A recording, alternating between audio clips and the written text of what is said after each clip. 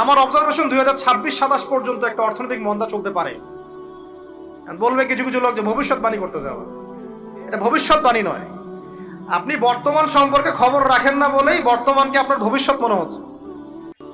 আমাদের honourable minister যারা আছেন ওদেরকে জিজ্ঞাসা করেন, তাদেরকে জিজ্ঞাসা করেন, তারাও বলছেন যে 2023 সাল থেকে 26 সাল খাদ্য মন্দার মধ্যে যাবে। দেখেন নাই? তারাও এই কথা বলছেন কারণ তারা বুঝতে পারছেন ওয়ার্ল্ডের অবস্থা ভালো না। এখানে একটা সলিউশন বলছি, ইচ্ছা হলে আপনি গ্রহণ করতে পারেন, ইচ্ছা হলে নাও করতে পারেন। যাকাত ইসলামিক অর্থনীতির মূল ভিত্তি। কিভাবে জানেন? ব্যবসা এবং যাকাত এটা কি করে? এটা একটা মার্কেটের মধ্যে সম্পদ ঘুরতে থাকে। আমি বুঝাচ্ছি আপনাকে। মনে করেন আপনি ব্যবসা করছেন এবং যাকাত দিচ্ছেন। যাকাত কারা দিবে? যারা যাকাতের নিসাব পরিমাণ সম্পত্তি রাখে, মানে কিছুটা ধনী তারা। তো তারা ব্যবসা করছে, মাশাআল্লাহ। ব্যবসা যখন করে, ব্যবসায় কি থাকে? লাভ থাকে, লস থাকে, লাভ থাকে, লস থাকে। লাভও হতে পারে আপনার, লসও হতে পারে। আর সুদে কি? শুধু লাভ, লস আছে? লস নাই। পার্থক্য বোঝেন। এখন ব্যবসা যখন আপনি করবেন, এই টাকা বা মূল যে ক্যাপিটাল যেটা বলে অর্থনীতির ভাষায়, এটা মার্কেটের মধ্যে সার্কুলেট করতে থাকবে। আজকে আপনি ধনী, লাভ করেছেন, কালকে লস করবেন, এই ধন আরেকজনের হাতে চলে যাবে। সে আবার ব্যবসা করছে, সে লাভ করলে সম্পদ তার হাতে থাকলো, লস করলে আরেকজনের হাতে। মানে এই মানিটা, ক্যাপিটাল যেটা, এটা মার্কেটের মধ্যে ঘুরতে থাকে, ঘুরতে থাকে। আজকে কেউ ধনী, কালকে কেউ ধনী, আজকে কেউ ফকির, কালকে কেউ ধনী, এভাবে। এখানে আল্লাহ পাক যাকে ইচ্ছা হয় ধন দেন, যাকে ইচ্ছা হয় দরিদ্র করেন। এটা আল্লাহ পাক নিয়ন্ত্রণ করেন। আবার এর মধ্যে যারা ধনী হবে তারা আবার যাকাত দিবে। কাকে যাকাত দিবে? যে গরিব তাকে। এই কারণে অর্থনৈতিক সাম্য থাকবে এবং টাকা, ক্যাপিটাল মার্কেটে সার্কুলেট করতে থাকবে। এটা হচ্ছে ইসলামিক ইকোনমিক্স। বুঝাতে পারছি না মনে হয়? আর রিবাই কি হবে? রিবাই কোনো লসের চান্স নাই। মানে এখানে ধনী আরো ধনী হতে থাকবে, গরিব আরো গরিব হতে থাকবে, প্লাস যাকাতও দিবে না। তখন সমাজের একটা অংশ অনেক ধনী হবে, আর একটা অংশ একদম মাটিতে পড়ে যাবে, কোনো ব্যালেন্স হবে না। এই কারণে বিশ্বের একটা অংশ, ওই বিশ্বের একটা বড় অংশ যারা সুদখোর, যেখান থেকে সুদ এসেছে, ওইটা আস্তে আস্তে ধনী হয়ে গেছে এবং বিশ্বের বহু কান্ট্রি আস্তে আস্তে দারিদ্র্য সীমার নিচে চলে আসছে। এটা শুধু ব্যক্তির ক্ষেত্রেই নয়, এটা সমাজের ক্ষেত্রেই নয়, পুরো বিশ্বেটা হচ্ছে। তো এই হলো রিবা এবং ব্যবসা ভিত্তিক, যাকাত ভিত্তিক ইকোনমিক সিস্টেমের পার্থক্য, বেসিক ডিফারেন্স। রিবার মধ্যে আল্লাহ পাক তার হাত উঠিয়ে নেন, আল্লাহ পাক সেখানে আর ইন্টারফেয়ার করেন না। ঠিক আছে, সুদ খাচ্ছ, তুমি তোমার মতো চলো এখন। আর ব্যবসা ভিত্তিক ইকোনমিক্স চললে আল্লাহ পাক সেখানে কাউকে ধন দিবেন, কারো কাছ থেকে নিবেন। আপনার ধন নিয়ে আমাকে দিবেন, আমার ধন নিয়ে আপনাকে দিবেন। আর আমি যদি ধনী হই, আমি আবার যাকাত দিব, সেই যাকাতের টাকা আবার আপনার হাতে যাবে, কেউ না খেয়ে মরবে না। তো সামনে এই যে বলা হচ্ছে 2023 সাল, শুধু 23 সাল না, আমার অবজারভেশন 2026-27 পর্যন্ত একটা অর্থনৈতিক মন্দা চলতে পারে। বলবে কিছু কিছু লোক যে ভবিষ্যৎবাণী করতে যাওয়া, এটা ভবিষ্যৎবাণী নয়। আপনি বর্তমান সম্পর্কে খবর রাখেন না বলেই বর্তমানকে আপনার ভবিষ্যৎ মনে হচ্ছে। আমাদের অনারেবল মিনিস্টার যারা আছেন ওদেরকে জিজ্ঞাসা করেন, তাদেরকে জিজ্ঞাসা করেন, তারাও বলছেন যে 2023 সাল থেকে 26 সাল খাদ্য মন্দার মধ্যে যাবে। দেখেন নাই? তারাও এই কথা বলছেন কারণ তারা বুঝতে পারছেন ওয়ার্ল্ডের অবস্থা ভালো না। এখানে একটা সলিউশন বলছি, ইচ্ছা হলে আপনি গ্রহণ করতে পারেন, ইচ্ছা হলে নাও করতে পারেন। আমার তো চাপিয়ে দেওয়ার কোনো ক্ষমতা নাই। ফাযাক্কির ইন্নামা আনতা মুযাক্কির, আপনি শুধু উপদেশদাতা। লাস্তা আলাইহিম বিমুসাইতির, আপনি কারো প্রতি দারোগা নন। কি উপদেশ? এই যে যাকাত, যেটা যাকাত, আমাদের যাকাত যেটা আসে, এটাকে একটু বড় পরিসরে কালেক্ট করার চেষ্টা করতে হবে। করে যদি আমরা সুষ্ঠু বন্টন করতে পারি গরিবদের মাঝখানে, ইনশাআল্লাহ কেউ খাদ্য অভাবে মারা যাবে না ইনশাআল্লাহ। আল্লাহ পাক আমাদেরকে বোঝার তৌফিক দান করুন। এর পাশাপাশি তারা যেটা বলেছেন, ইকোনমিক সেকশনের লিডার যারা আছে তারা যেটা বলছেন এটা ঠিক বলছেন। তারা বলছেন কৃষিভিত্তিক অর্থনীতির কথা বলছেন, এটার সাথে আমি 100% একমত। কারণ আল্লাহ পাকের কোরআন, এই কোরআনের মধ্যে বেশিরভাগ যে অর্থনীতির কথা এসেছে তা হচ্ছে কৃষিভিত্তিক অর্থনীতি। এটা কি জানেন? হয়তো জানেন না। কোরআনে যত ইকোনমিক সিস্টেমের কথা আসছে তার মধ্যে সবচেয়ে বেশি এসেছে কৃষিভিত্তিক অর্থনীতির কথা, তারপর ব্যবসা এবং যাকাত। অতএব তারা ঠিকই বলেছেন, দেশের যারা ইকোনমিক সেকশনে গবেষণা করছেন তারা ঠিক কথাই বলেছেন যে কৃষিভিত্তিক অর্থনীতি হচ্ছে আমাদের অর্থনৈতিক মন্দা দূর করার অন্যতম উপায়। ঠিক বলেছেন, আমি একমত। তো যাকাত যেটা কথা বলছিলাম, বাম দিকে যাকাত আসবে। তো যাকাত আমরা দিব তো ইনশাল্লাহ ভাই। যাদের, শোনেন, বাংলাদেশে এমন অনেক শিল্পপতি আছে যাদের একজনের যাকাতের টাকা দিয়ে একটা গ্রাম চলতে পারে। আর জাকাতের টাকা কিন্তু শুধু এক বছরে আসবে না, প্রতি বছরেই ঘুরে ঘুরে আসবে। মনে করেন যে আপনাদের এলাকার মধ্যে অনেক বিত্তশালী আছেন, আমি দোয়া করি মন থেকে আল্লাহ পাক বিত্তশালীদের অন্তরটাকে নরম করে দিক এবং ওসমান রাদিয়াল্লাহু আনহুর মতো দানশীল করে দিক। আমরা দোয়া করি, আমরা কারো খারাপ চাবো? সবার জন্য হেদায়েতের দোয়া করব। টাকা থাকতে তো সমস্যা নাই, কিন্তু টাকা থেকে যদি উসমান রাদিয়াল্লাহু আনহু হতে না পারলাম তাহলে সমস্যা। টাকা থাকতে কোনো সমস্যা নাই, ধন আপনাকে আল্লাহ দিতেই পারে। এই ধনটাকে উসমান গনি রাদিয়াল্লাহু আনহুর মতো আল্লাহর পথে বিতরণ করে দেন, ইনশাআল্লাহ আল্লাহ পাক আপনাকে জান্নাতুল ফেরদৌস দান করবেন ইনশাআল্লাহ। তো অনুরোধ থাকবে, দেখেন আপনারা যদি একটা এলাকার যাকাত কালেক্ট করতে পারেন, মনে করেন কথার কথা এখানে কিছু মেয়ে আছে যারা খারাপ পথে পা বাড়িয়েছে, আমার কথা বুঝতে পারছেন? আচ্ছা, এরকম পল্লী অনেক জায়গায় আছে না? এক বছরের যাকাতের টাকা দিয়ে সমস্ত যৌন পল্লীর মেয়েদেরকে কাজ দেয়া সম্ভব, কর্মে আনা সম্ভব। ওদেরকে কাজের ব্যবস্থা করে দেন, ওরা কখনোই এই সেক্স ওয়ার্কারের কাজ করবে না ইনশাআল্লাহ। কোনো মেয়ে এই কাজ করতে চায় না, আমার মত কোনো মেয়ে চায় না যে ইজ্জত বিক্রি করে খাবো, কোনো মেয়ে চাবে? কখনো চাবে না। ওকে আপনি ভালো কাজের ব্যবস্থা করে দেন এই যাকাতের টাকা দিয়ে, দেখবেন ইনশাআল্লাহ সে ওই খারাপ পথ ছেড়ে দিয়েছে। অনেক দেখবেন দরিদ্র মানুষ আছে যে পড়াশোনা করার কোনো সুযোগ নাই, টাকা পয়সা নাই, পড়াশোনা করতে চায় কিন্তু টাকা পয়সা নাই, দিনের জ্ঞান অর্জন করতে চায়, দেশকে কিছু দিতে চায়, টাকা নাই, তাকে আমরা হেল্প করতে পারি না? পারি। অনেক মানুষ আছে মাদক দ্রব্য বিক্রি করছে, তাকে বুঝান, দিনের হেদায়েত দেন যে ভাই আমি তোমাকে আরো ভালো চাকরি দিব, ভালো ব্যবসা দিব, তুমি ছাড়বা কিনা? বলবো আমি ছেড়ে দিব ইনশাআল্লাহ। বুঝালে ছেড়ে দিবে ইনশাআল্লাহ। এই যে মেগা প্রজেক্ট যেটা কথা বলি আমরা, আত্ম উন্নয়নমূলক বলেন, যুব উন্নয়নমূলক বলেন, বা কান্ট্রি ডেভেলপমেন্টের কথা বলেন, এখানে যাকাত একটা বড় শক্তি হতে পারে। তবে এটাকে সুষ্ঠুভাবে কালেক্ট করতে হবে এবং যাকাতের যে 8টা খাত আছে এই খাতগুলোতে সুষ্ঠুভাবে বন্টন করতে হবে। অমুসলিমদেরকেও যাকাত দেওয়া যায়, জানেন? অমুসলিম যদি কেউ থাকে, দরিদ্র, তাকেও যাকাত দিয়ে সহযোগিতা করা যায়। আমরা সহযোগিতা করি না বলেই তো ওই যে পশ্চিম থেকে লোকজন এসে সহযোগিতা করে খ্রিস্টান বানাচ্ছে এখন সবাইকে। আরো বাড়বে দিন দিন, দেখেন। আমরা তো সহযোগিতা করছি না। আপনার পাশে আপনার প্রতিবেশী না খেয়ে মারা যাচ্ছে, আপনি যাচ্ছেন না। এখন তো অন্য কেউ এসে যদি সাপোর্ট করে, ও তো তার দলেই ভিড়বে তখন, স্বাভাবিক। এটাই হচ্ছে এখন। আল্লাহ বোঝার তৌফিক দান করুক আমাদের। বাম দিকে মাইয়াতের থাকবে কি ভাই? যাকাত।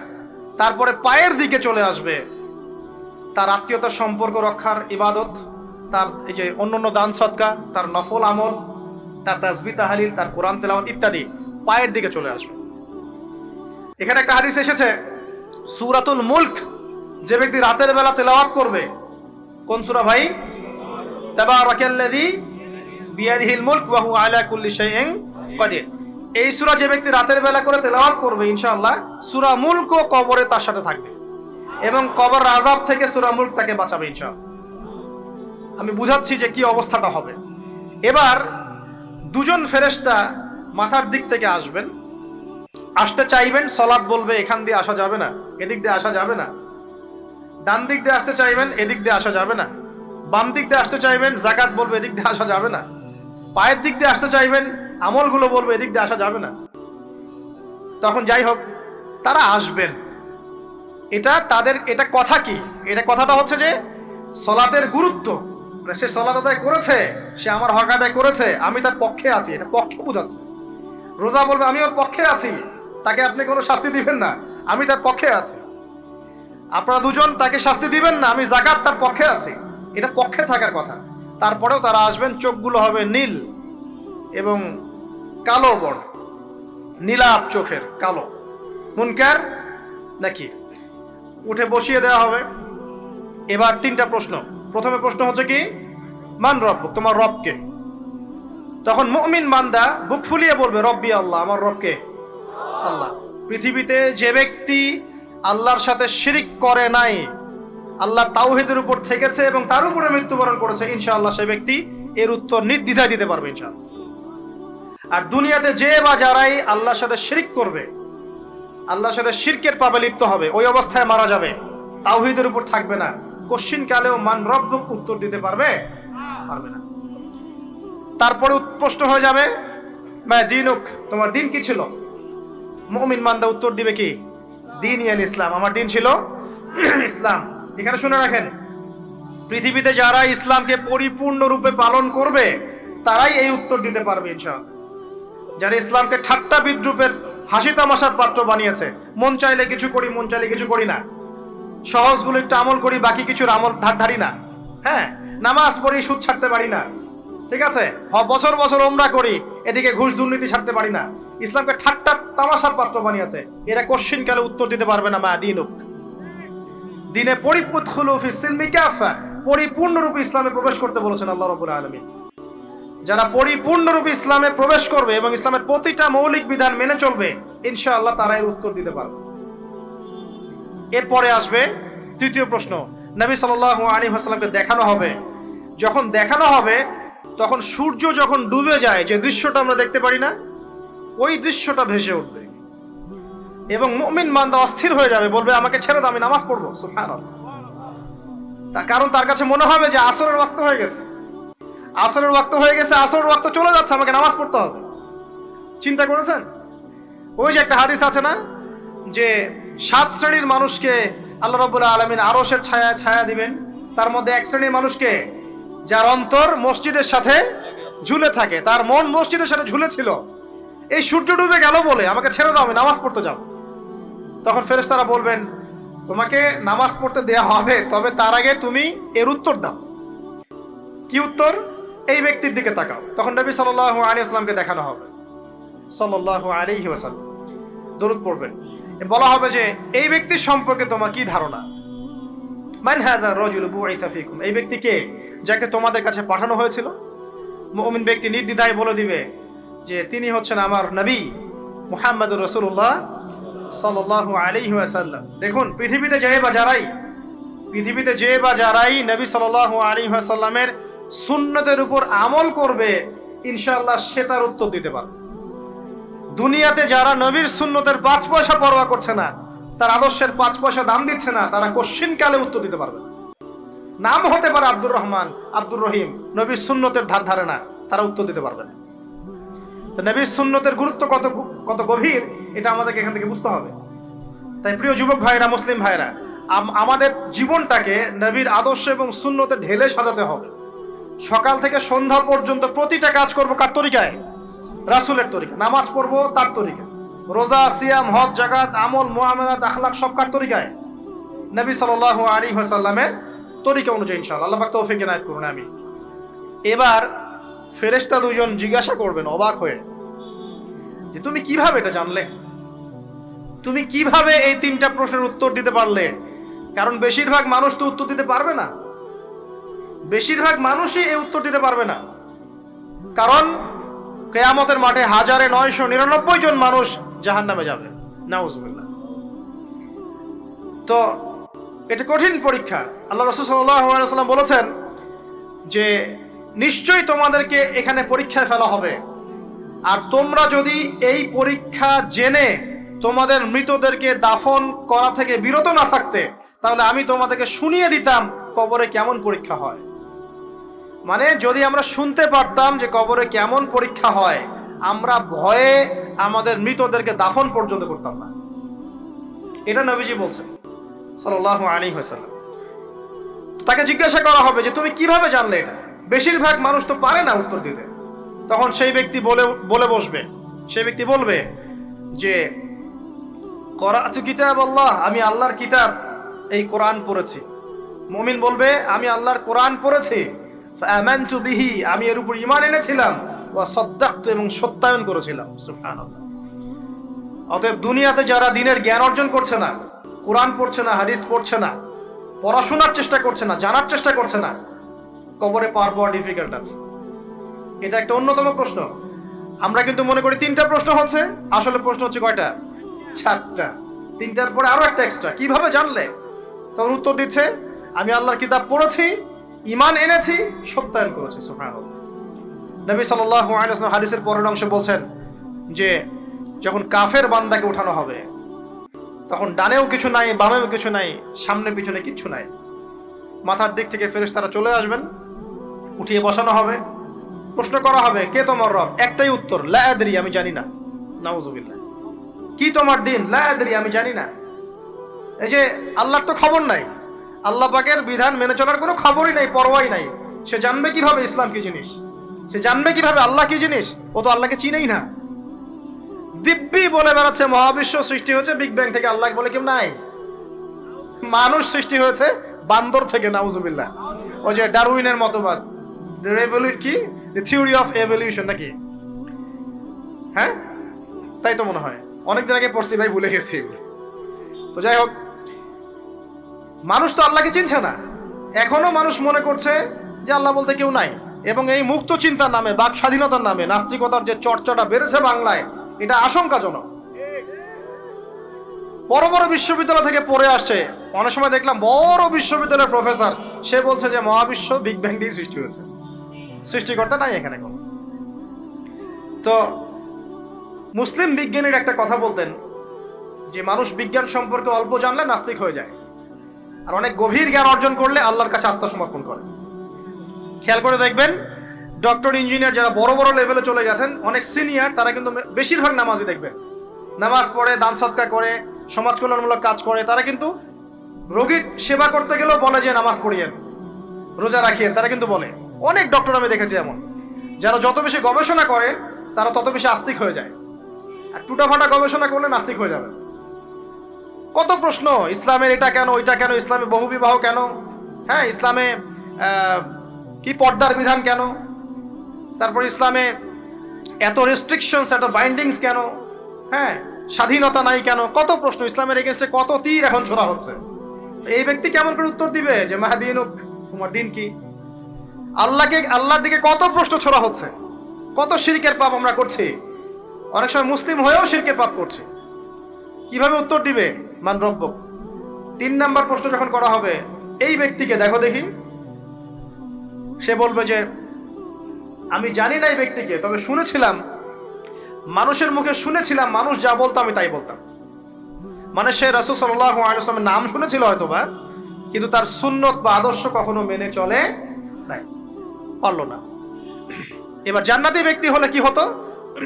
ওই যে সূর্য ডুবছিল যেখানে, তার দৃষ্টির সীমা পর্যন্ত কবরকে প্রশস্ত করে দেওয়া হতো, এবং জান্নাতের একটা দরজা তার কবরে খুলে দেওয়া হতো। এটা কিভাবে করা হবে সেটা আল্লাহ পাক জানেন, এটার ব্যাখ্যা করার জ্ঞান আল্লাহ আমাদেরকে দেন নাই। যেই মানুষের ক্ষুদ্র জ্ঞানে মানুষ ব্যাকটেরিয়া, ভাইরাস নিয়ে গবেষণা করতে হিমশিম খেয়ে যায়, সে মহাবিশ্বের স্রষ্টা নিয়ে কিভাবে গবেষণা করবে? আল্লাহ পাকের অসীম জ্ঞানের সামনে আমার জ্ঞান কি? খুবই ক্ষুদ্র। একটা হাদিসে এসেছে বুখারী শরীফের মধ্যে, যে একটা মহাসমুদ্রের মধ্যে যদি একটা পাখি 1 ফোঁটা পানি উঠিয়ে নিয়ে যায়, ওই 1 ফোঁটা পানি হচ্ছে মহাবিশ্বের জ্ঞান, আর বাকি পুরো মহাসাগর হচ্ছে আল্লাহ পাকের জ্ঞান। তো আমরা এই ক্ষুদ্র জ্ঞানের মানুষ হয়ে আল্লাহর জ্ঞানকে কেমন করে পেনিট্রেট করতে পারি? তো আল্লাহ পাক জান্নাতের দরজাগুলো খুলে দিবেন, একটা দরজা খুলে দিবেন, সেখান থেকে বাতাস আসবে, সে জান্নাতের নাজ নেয়ামত উপভোগ করতে থাকবে, এবং তার রূহটাকে সবুজ রঙের পাখির আকৃতিতে জান্নাতে রেখে দেওয়া হবে। ইল্লিন মানে ওখানে জান্নাতের নিয়ামত সে পাবে। এটাকে বলা হয় দারুল বারজাখ বা বারজাখের জীবন। জীবন অনেকগুলো, একটা ছিল রুহের জগৎ। রুহের জগতে আমরা সবাই ছিলাম। শোনেন, রুহের জগতে যার সাথে যার বন্ধুত্ব, ভালোবাসা গভীর ছিল, দুনিয়াতে তার সাথে তার ভালোবাসা বেশি। এটা হয়তো জানেন না, জানতেন হাদিসটা? রুহের জগতে যদি কখনো আপনার সাথে আমার দেখা হয়ে থাকে, দুনিয়াতে আপনার সাথে আমার দেখা হবে ইনশাআল্লাহ। রুহের জগতে যদি আপনার আমার মধ্যে ঘনিষ্ঠ ভালোবাসা থেকে থাকে, এখানেও ভালোবাসা হয়ে যাবে ইনশাআল্লাহ। এটা বলে আমি আবার তোমাদের বয়ফ্রেন্ড গার্লফ্রেন্ড ভালোবাসা বুঝাই নাই, ওই ভালোবাসার কথা বলি নাই। আবার রুহের জগতে বিদ্বেষ, এখানেও দেখবেন বিদ্বেষ। ওটা একটা জগৎ ছিল যেখানে আল্লাহ পাক সমস্ত আদম সন্তানকে সৃষ্টি করে তাদের রুহটাকে রেখেছিলেন এবং ওয়াদা নিয়েছেন। কি ওয়াদা? আল্লাহ পাক বলেছিলেন আলাস্তু বিরব্বিকুম, সূরা আরাফের 182 নম্বর আয়াত পড়ে দেখবেন, 182 নম্বর আয়াত। আল্লাহ পাক বলেছিলেন যে আমি ওয়াদা নিয়েছিলাম, আলাস্তু বিরব্বিকুম, আমি কি তোমাদের রব নই? আমরা সবাই বলেছিলাম বালা ইয়া রব্বি, অবশ্যই আপনি আমাদের রব। দুনিয়াতে এসে আমরা ভুলে গেছি। এই ভুলে যাওয়াটা মনে করায় দেওয়ার জন্যই আল্লাহ পাক আসমানে কিতাব নাজিল করেন, নবী রাসূল পাঠান, আমাদের কান পর্যন্ত ইসলামের দাওয়াত পৌঁছে দেন, যাতে আমরা মনে করতে পারি।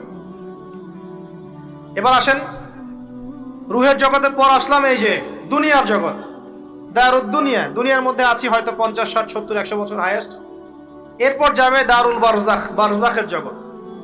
পাপী ব্যক্তি হলে জাহান্নামের দরজা খুলে দেওয়া হবে, আর জাহান্নামের সে আযাব ভোগ করতে থাকবে।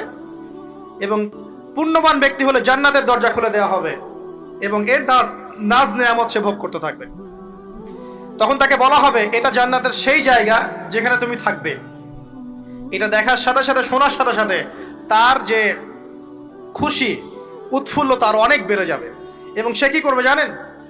সে পৃথিবীতে ফিরে আসতে চাইবে। সে বলবে আমাকে আমার পরিবারবর্গকে জানাতে দেন, আমাকে আমার পরিবারবর্গকে জানাতে দেন যে আমি ভালো আছি। তখন ফেরেশতারা তাকে বলবেন যে এটা সম্ভব না, তোমার এবং তাদের মাঝে দারুল বারজাখ আছে, তুমি এটা ভেদ করে যেতে পারবে না। তখন তার আত্মাটাকে ইল্লিনে দেওয়া হবে, একটা সবুজ পাখির আকৃতিতে জান্নাতে ঘুরে বেড়াবে ইনশাআল্লাহ। আর যদি জাহান্নামী হয় তাহলে যে বললাম দরজা খুলে যাবে, জাহান্নামের মর্মান্তিক আযাব তার দিকে আসতে থাকবে। কবর সংকুচিত হয়ে আসবে এমন ভাবে যাতে তার বাম পাজর ডান পাজরের ভিতরে এইভাবে ঢুকে যাবে, নাউযুবিল্লাহ। এবং এই আযাব চলতে থাকবে ইলা ইয়াউমি ইউবআসুন, পুনরুত্থানের দিন পর্যন্ত। এখন এই যে হাদিসটা আপনারা শুনলেন, এই হাদিসটা ব্যক্তিকেন্দ্রিক নয় কি? এখানে তিনটা বিষয় আপনাকে ফোকাস করতে হবে আমাদেরকে। এক, তাওহীদ, আল্লাহ পাকের তাওহীদ। দুই, রিসালাত, রাসূলুল্লাহ সাল্লাল্লাহু আলাইহি ওয়াসাল্লামের রিসালাত। এবং আখিরাত, পরকাল। এই তিনটা বিষয় খুব স্বল্প কথায় বলছি। দেখুন, তাওহীদ কি? আল্লাহ পাকের একত্ববাদ। এক আল্লাহকে আপনি সৃষ্টিকর্তা মানবেন, রিজিক দাতা মানবেন, পালন কর্তা মানবেন, সন্তান দাতা, ভালো মন্দের মালিক, সমস্ত কিছুর মালিককে আল্লাহ। আল্লাহ আল্লাহ আমাকে বাঁচিয়ে রেখেছেন, আল্লাহ আমাকে মৃত্যু দিবেন, আল্লাহ আমাকে রিজিক দেন, আল্লাহ আমাকে সন্তান দিবেন, আল্লাহ আমার ভালোর মালিক, আল্লাহ মন্দের মালিক, আল্লাহ সমস্ত কিছুর মালিক।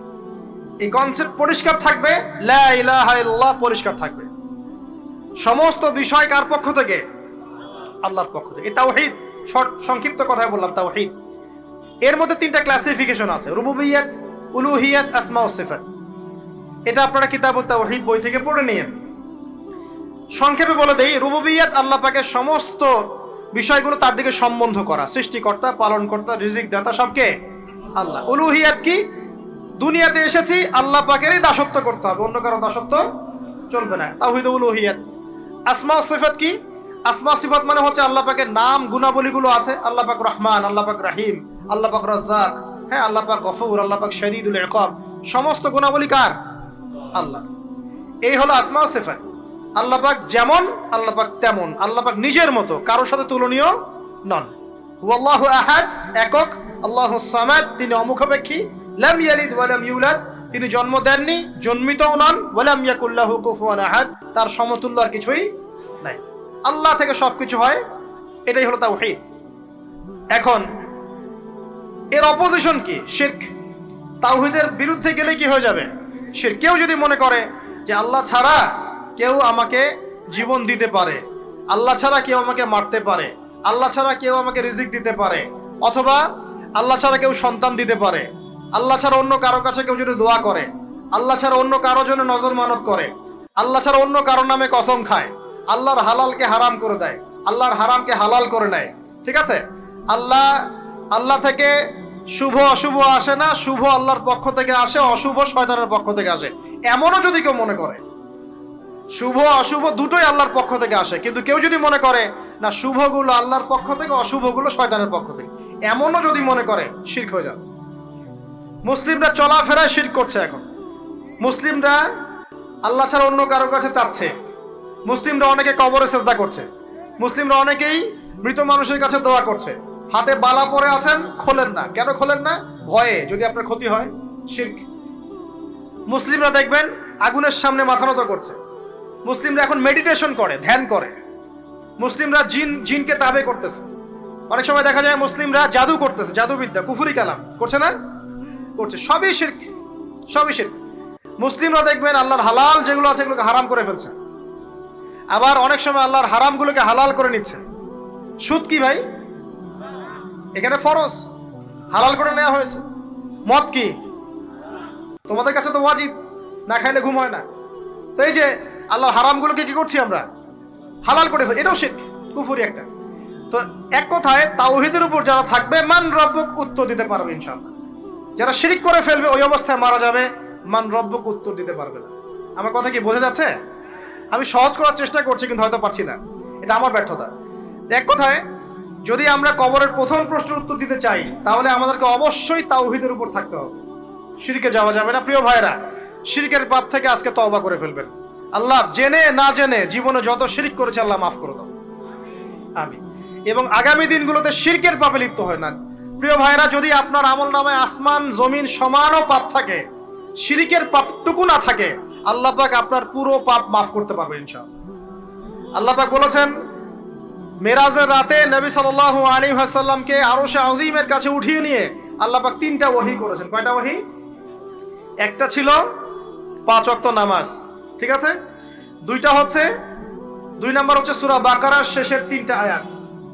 3 নাম্বার একটা ওয়াদা, একটা প্রতিশ্রুতি। সেটা কি? হে মুহাম্মদ সাল্লাল্লাহু আলাইহি ওয়াসাল্লাম, তোমার উম্মতের মধ্যে কেউ যদি আসমান জমিন সমান পাপ নিয়ে আমার সামনে হাজির হয় কিন্তু আমার সাথে কাউকে শরিক না করে, শিরক না করে, তাহলে আমি আল্লাহ তার সামনে আসমান জমিন সমান ক্ষমা নিয়ে হাজির হব, মানে মাফ করে দেওয়া হবে ইনশাআল্লাহ। অতএব শিরকের পাপে যায় না, ইনশাআল্লাহ জান্নাতে যাওয়া যাবে। যে ব্যক্তি মন থেকে একবার লা ইলাহা ইল্লাল্লাহ পড়েছে, সমস্ত বিষয় আল্লাহর দিকে সুপর্দ করে, তার অন্যান্য অনেক পাপ থাকতে পারে, আল্লাহ পাক চাইলে সব পাপ মাফ করতে পারে। অতএব মান রব্বুক উত্তর দিতে চাইলে শিরকের পাপে যাওয়া যাবে? যাবে না। আধুনিক শিরকের মধ্যে সবচেয়ে ভয়ঙ্করটা হচ্ছে এটা যে আমরা আল্লাহর হালালকে হারাম করে নিচ্ছি, হারামকে আবার হালাল করে ফেলছি। এখানে যায় না। সবকিছু আল্লাহ থেকে আসে, দোয়া আল্লাহর জন্য করবেন, নামাজ আল্লাহর জন্য, সবকিছু ইবাদত আল্লাহর জন্য, দ্বীনি ইলম অর্জন আল্লাহর জন্য। প্রতিটা কাজের করার আগে নিয়াত ফিক্স করবেন, কেন করব? পরকালীন স্বার্থ থাকলে করব, না হলে করব না। কেন তুমি টিকটকে যাবা না? কারণ পরকালীন কোনো স্বার্থ নাই। কেন তুমি ফ্রি মিক্সিং অ্যাফেয়ার্সে যাবা না? কারণ পরকালীন কোনো স্বার্থ নাই। কেন মদ খাবা না? পরকালীন কোনো স্বার্থ নাই। কেন মিউজিকে যাচ্ছ না? কারণ পরকালীন কোনো স্বার্থ নাই। কেন তুমি এই যে সুদ খাবা না? কারণ পরকালীন কোনো স্বার্থ নাই। যে কাজে পরকালীন কোনো স্বার্থ নাই সে কাজে কোনো মুমিন মুসলিম নাই। কেন নামাজ পড়বো? কারণ পরকালীন স্বার্থ আছে। কেন রোজা রাখবো? পরকালীন স্বার্থ আছে। কেন আমি হালাল বিয়ে করব, হারাম জেনায় যাব না? পরকালের স্বার্থ আছে। কেন আমি যাকাত দিব, ব্যবসা করব, সুদ খাবো না? কারণ পরকালের স্বার্থ আছে। কেন ইসলামের দাওয়াত দিব? পরকালের স্বার্থ আছে। কেন হাদিস প্রচার করব? কারণ পরকালের স্বার্থ আছে। ইসলামের জন্য সবর করব কেন? পরকালের স্বার্থ আছে। পরকালের স্বার্থ যেখানে, মুসলিম সেখানে। পরকালীন স্বার্থ নাই, আমরা নাই।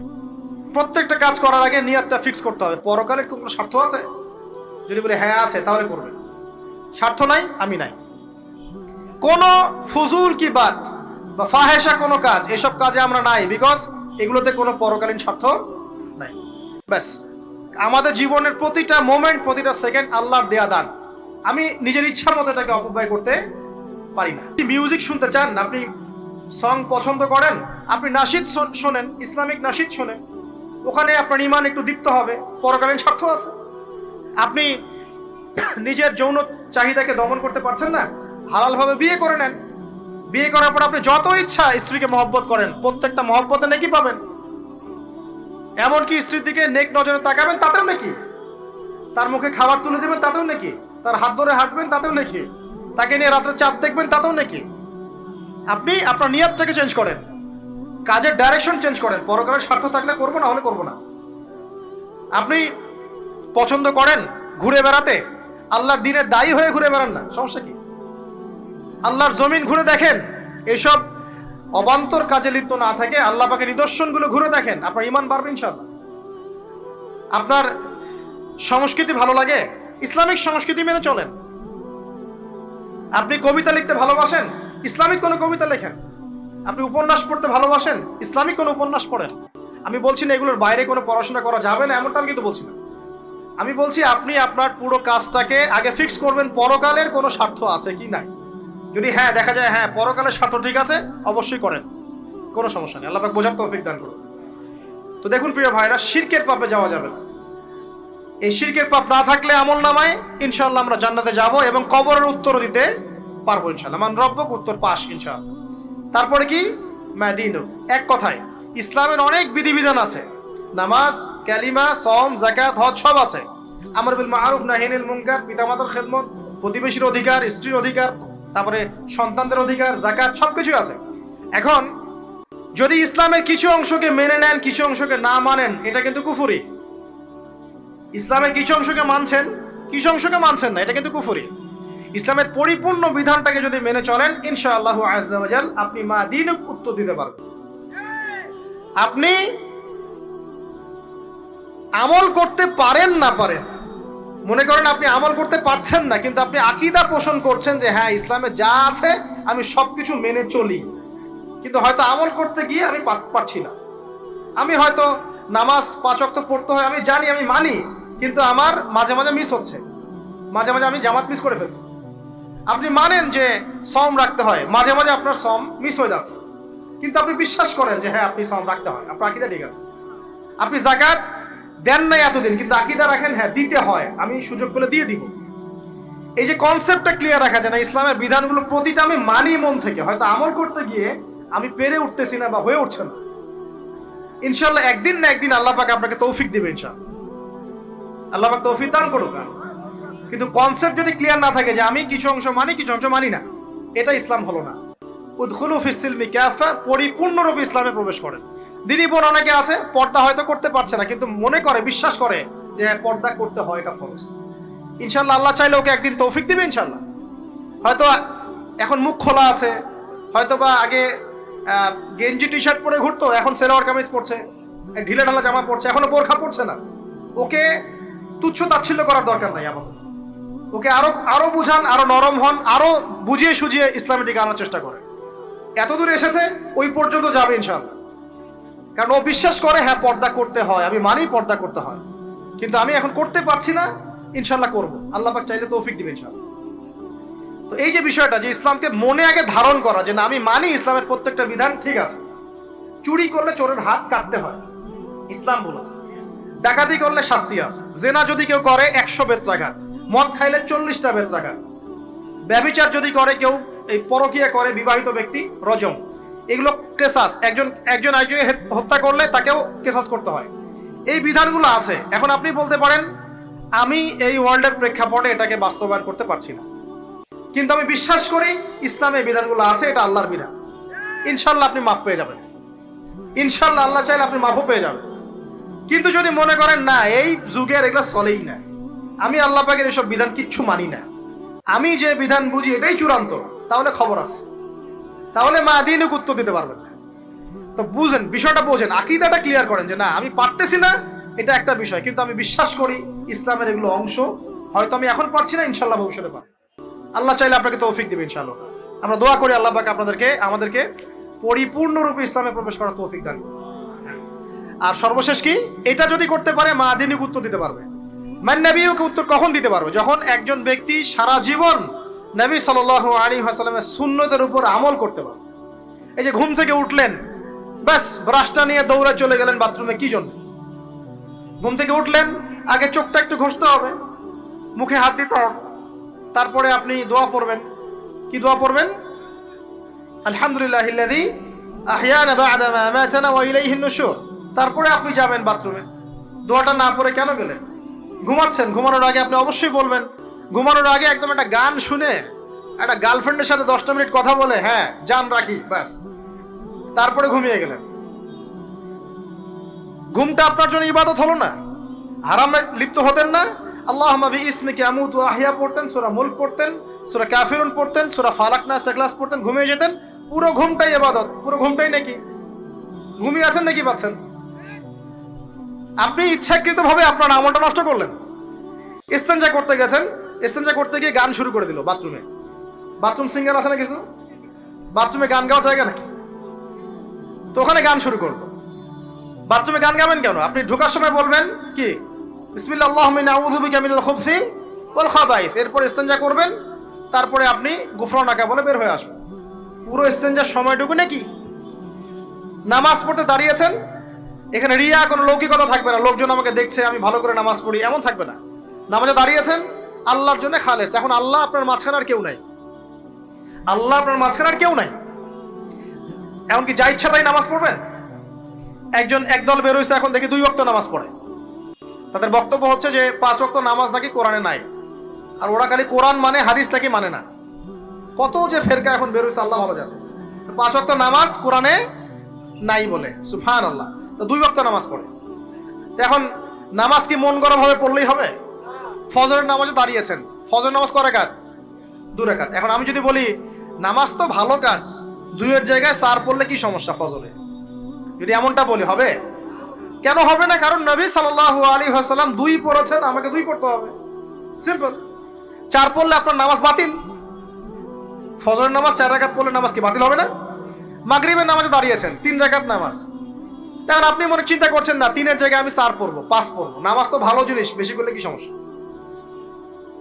সবকিছু বেশি করতে হয় না। রাসূলুল্লাহ সাল্লাল্লাহু আলাইহি ওয়াসাল্লাম যা দিয়েছেন তাই করতে হয়। এর নাম সুন্নত। বাইরে গেলে হবে কি? বেদাত। প্রত্যেকটা কাজ খেয়াল করতে হবে। তো প্রত্যেকটা আমল এভাবে। নামাজ, এই যে রোজা, রোজা রাখবেন রমজান মাসে, রোজা রাখলে এটা ফরজ। আর আপনি চিন্তা করেন রোজা তো ভালো জিনিস, আমি রমজানও রাখবো, শাবান পুরো 2 মাসে রাখবো, হবে? দেখেন, নফল বিষয়টা আলাদা, আমি ফরজের কথা বলছি। কেউ যদি মনে করে ফরজ রোজা আমি 2 মাসই রাখবো, রমজানও রাখবো, শাবানও রাখবো, রোজা ভালো জিনিস করলে কি সমস্যা হবে? হবে না। এভাবেই হজ করতে হয় ওইখানে আরাফার মাঠে। আপনি মনে করেন কুড়িগ্রামে হজের একটা জায়গা বানাইলাম আমরা, মনে করেন কথার কথা, এমনও কিন্তু জায়গা আছে মানুষ অন্য জায়গায় হজ করে। কিন্তু আপনি ভাবছেন এমনি এমনি বলছি, এমন অনেক ফেরকা আছে মুসলিমদের মধ্যে, মুসলিম নামধারী, এগুলো মুসলিম না, হজেরও জায়গা বানাইছে আলাদা, ওখানে হজ করে, ওখানে তাওয়াফ করে। এখন হজ যেখানে করতে হবে ওখানে না করে যদি এখানে করি হবে? হবে না। যাকাত দেওয়ার একটা লিমিট আছে, এইটুক দিতে হবে। আপনি এখন কম দিলেন হবে, আবার দিলেন না আমি একদম বেশি দিয়ে ফাটায় ফেলাবো একেবারে, সেখানে হবে? তো এই জিনিসগুলো খেয়াল রাখতে হবে যে আমাদের এক কথায় নবী সাল্লাল্লাহু আলাইহি ওয়াসাল্লামের সুন্নতটা মেনে চলা। আমলের ক্ষেত্রেও একইভাবে, আপনার অর্থনৈতিক জীবনেও নামাজ, রোজা, হজ, জাকাত আপনার পারফেক্ট। এবার আপনি এসেছেন অর্থনীতির ক্ষেত্রে, এসে মাশাআল্লাহ দাড়ি টুপি জুব্বা নিয়ে মাপে কম দিচ্ছেন, চলবে? দাড়ি টুপি জুব্বা আছে, মানুষকে ঠকাচ্ছেন, মজুদ করছেন, সিন্ডিকেট করছেন, অনেক সময় সরকারকে বিব্রত করে ফেলছেন, মাল মজুদ করছেন, দাম বেড়ে যাচ্ছে, বিব্রত হচ্ছে সরকার, হবে? দাড়ি টুপি পাগড়ি জুব্বা পরে, ভিতরটা আগে। ইমান ভিতরে না থাকলে দাড়ি টুপি দিয়ে লাভ আছে? তাকওয়া ভিতরে না থাকলে আমার দাড়ি টুপি দিয়ে লাভ আছে? মুহসিন হতে হবে। সো ইকোনমিক সেকশনে গিয়েও নবীর আদর্শ ভুলে যাওয়া যাবে না, সেখানেও তার আদর্শ মেনে চলতে হবে। এভাবেই সমাজ জীবন, পরিবার, সর্বক্ষেত্রেই নবীর সুন্নাহ মেনে চললে পরে ওই ব্যক্তিকে উত্তর দেওয়া যাবে ইনশাআল্লাহ, তিনি আমাদের নবী মুহাম্মদ রাসূলুল্লাহ সাল্লাল্লাহু আলাইহি ওয়াসাল্লাম। সর্বশেষ গিয়ে বলা হবে কিভাবে জানলে? তখন উত্তর কি দিবে? মুমিন, আমি আল্লাহর কিতাব পড়েছি, ঈমান এনেছি, এরপরে আমি সত্যায়ন করেছি। তার মানে পড়াশোনা করতে হবে না ভাই, আল্লাহর কিতাব পড়তে হবে না? কারা কারা আল্লাহর কিতাব পড়তে জানেন হাত তোলেন। আলহামদুলিল্লাহ। আগামী রমাজান আসার আগেই পুরো কোরআন 1 খতম করবেন, পারা যাবে ইনশাআল্লাহ? এবং প্রত্যেক দিন আমাকে ওয়াদা করেন, প্রত্যেক দিন 1 পারা করে কোরআন তেলাওয়াত করব, পারবেন ইনশাআল্লাহ? না বলেন পারবো ইনশাআল্লাহ? পারবো ইনশাআল্লাহ। আল্লাহ পাক তৌফিক দান করুন, আমিন। কোরআন পড়তে হবে, শুধু কি জাস্ট তোতা পাখির মতো পড়েই যাবেন সারা জীবন? অর্থটা একটু বোঝার চেষ্টা করবেন না ভাই?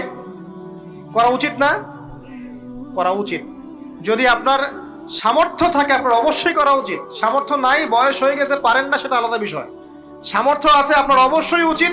আলহামদুলিল্লাহি রাব্বিল আলামিন মানে কি? আর রহমানির রহিম মানে কি? মালিকি ইয়াউমিদ্দিন বলছি, এটা মানে কি? ইয়াকা না'বুদু বলছি, ওয়া ইয়াকা নাস্তাঈন, এর অর্থ কি? ইহদিনাস সিরাতাল মুস্তাকিম মানে কি? সিরাতাল লাযীনা আন'আমতা আলাইহিম গায়রিল মাগদুবি আলাইহিম ওয়ালাদ-দালিন, কি অর্থ, কি বললাম? নামাজে এটার অর্থ জানলে মনোযোগ কি ডানে বামে যাবে? যাবে না ইনশাআল্লাহ। এই যে আল্লাহ পাক বলছেন, ইয়া আইয়ুহাল্লাযীনা আমানুত্তাকুল্লাহ, হে মুমিনগণ আল্লাহকে ভয় করো, হাক্কা তুকাতিহি ওয়া লা তামুতুন্না ইল্লা ওয়া আনতুম মুসলিমুন, তোমরা এমন ভাবে আল্লাহকে ভয় করো, ভয় করার মতো ভয় করো, এবং পরিপূর্ণ মুসলিম না হয়ে মৃত্যুবরণ করো না। এর অর্থটা জানলে ভালো লাগলো না? বুঝতে পারলাম না কোরআনটা?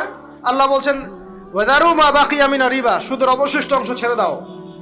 ওয়া ইল্লাম তাফআলু ফাআযানু বিহারবিন মিনাল্লাহি ওয়া রাসূলিহি, যদি না করো আল্লাহ এবং রাসূলের সাথে যুদ্ধের ঘোষণা শুনে রাখো। অর্থ জানলে হেদায়েত পাওয়া যায় না? অতএব অর্থটা জানার চেষ্টা করেন। আল্লাহ পাক তৌফিক ইনায়াত করুন। অর্থ বোঝার ক্ষেত্রে যদি কোনো প্রতিবন্ধকতা পান সামনে আলেম ওলামার কাছে যাবেন, জিজ্ঞাসা করে অর্থ জেনে নেবেন। নিজে নিজে আবার মন করা ব্যাখ্যা করতে যায় না। কোরআন বুঝতে গেলে হাদিস লাগবে, হাদিসগুলো পড়তে হবে। হাদিসের কিছু বই কিনবেন, রিয়াদুস সালেহিন, ফয়জুল কালাম, এই যে আপনারা পড়েন, মুনতাখাব হাদিস পড়েন, ঠিক আছে, বুলুগুল মারাম মিন আদিল্লাতিল আহকাম, মিশকাতুল মাসাবি, এই বইগুলো বাসায় রাখবেন। এরপরে আস্তে আস্তে কিনবেন আবু দাউদ, তিরমিজি, নাসাই, এগুলো কিনবেন। পরে গিয়ে বুখারী মুসলিমের অনুবাদ কিনবেন, আগে কিনবেন না।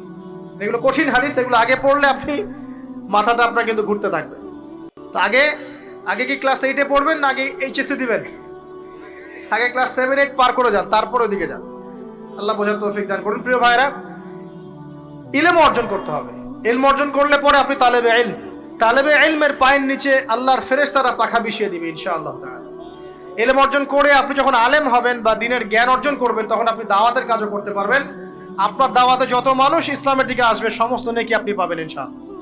এবং যখন আপনি আরো বড় আলেম হয়ে যাবেন, আল্লাহ তৌফিক দান করুন, তখন আসমানের যত মাখলুক এবং জমিনের যত মাখলুক, এমনকি গর্তের মধ্যে যে পিপিলিকা আছে সেগুলাও, এমনকি সাগরের নিচের মাছ আপনার জন্য ইস্তেগফার করবে, দোয়া করবে ইনশাআল্লাহ।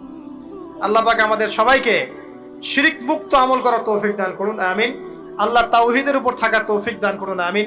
আল্লাহ পাক আমাদের সবাইকে দ্বীন ইসলাম পরিপূর্ণরূপে পালন করার তৌফিক দান করুন, নবী সাল্লাল্লাহু আলাইহি ওয়াসাল্লামের আদর্শ মেনে চলার তৌফিক দান করুন, এবং দ্বীনের জ্ঞান অর্জন করার তৌফিক দান করুন। দুনিয়াতে আমরা যতদিন বেঁচে থাকবো ইসলামের উপর যেন বেঁচে থাকতে পারি, এবং আমাদের মৌতের পর দারুল বারজাখ বা কবরের জিন্দেগি আল্লাহ পাক আমাদেরকে এই ভয়াবহ ফিতনা থেকে, আযাব থেকে হেফাজত করুন, আমিন। সবাই একটা দোয়া পড়েন আমার সাথে, আল্লাহুম্মা ইন্না নাউযু বিকা মিন আযাবিল কবরি ওয়া আযাবি জাহান্নামা ওয়া মিন ফিতনাতিল মাহইয়া ওয়াল মামাত ওয়া মিন শাররি ফিতনাতিল মাসিহিদ দাজ্জাল। আল্লাহ রাব্বুল আলামিন আমাদের সবাইকে ইসলামের জন্য কবুল করুন, আমিন।